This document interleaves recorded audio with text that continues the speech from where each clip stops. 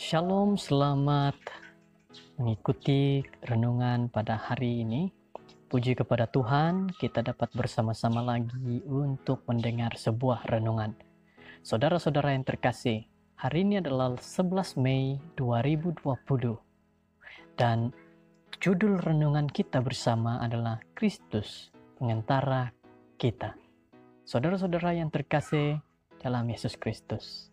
Ayat renungan kita di dalam 1 Timotius 2 ayat 5 yang mengatakan seperti ini.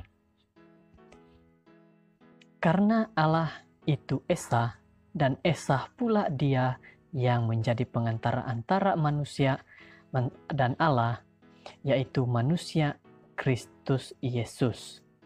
Itulah ayat yang sudah saya bacakan kepada kita pada saat ini. Saudara-saudara dalam Yesus Kristus, hari ini adalah hari yang ke-46 bagi program doa selama 100 hari.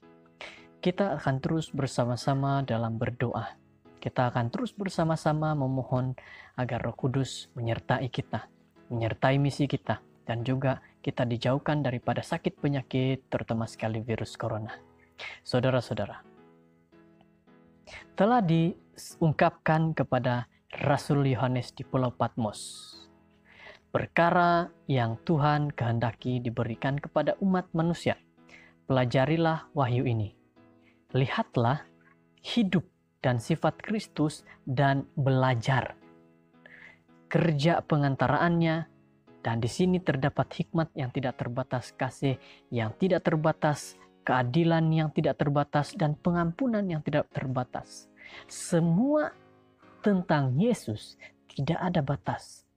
Bagaimana kasihnya, bagaimana dia melayani manusia. Jadi tidak ada terbatas. Kristus merupakan perhubungan antara manusia dan Tuhan.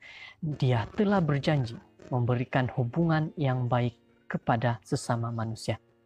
Apabila manusia itu benar-benar percaya dan beriman kepada Tuhan, Dia akan merangkul kita dengan tangannya agar kita tidak akan jauh darinya. Dia berjanji mendengar dan menjawab segala doa permohonan kita. Dia menjadi penjawab akan doa kita. Sebagai manusia, Dia juga memberikan berkat kepada kita sebagai manusia. Yesus menjadi wakil kepada manusia dan memberi contoh kepada manusia agar manusia melihat betapa mahunya Yesus supaya manusia ini menjauhkan diri daripada dosa. Itulah yang diinginkannya. Saudara-saudara, betapa sebagai seorang pengantara, Yesus memperlihatkan contoh yang sangat baik bahwa Dia mahu agar manusia-manusia ini sentiasa berada dalam keadaan baik. Dia mau Dia mau saudara-saudara yang mendengar renungan ini supaya menjadi manusia yang lebih baik lagi. Yesus pasti mahu agar setiap ciptaannya berada dalam keadaan yang baik saja. Tuhan menyatakan kepada manusia bahwa Yesus merupakan anak yang dikasihi dan menjadi contoh agar manusia melihat betapa Yesus sebagai manusia juga mengerti kehidupan kita sebagai manusia. Contoh yang Yesus berikan adalah di mana Dia memperlihatkan bahwa Dia juga menjadi seorang manusia tetapi penuh dengan kasih. Manusia harus melihat bagaimana Yesus hidup dengan penuh kebenaran dan kesucian walaupun hidup di kalangan manusia yang berdosa ini. Ingatlah, Yesus benar-benar mengasihi manusia. Yesus benar-benar inginkan manusia berada dalam keadaan yang sentiasa baik.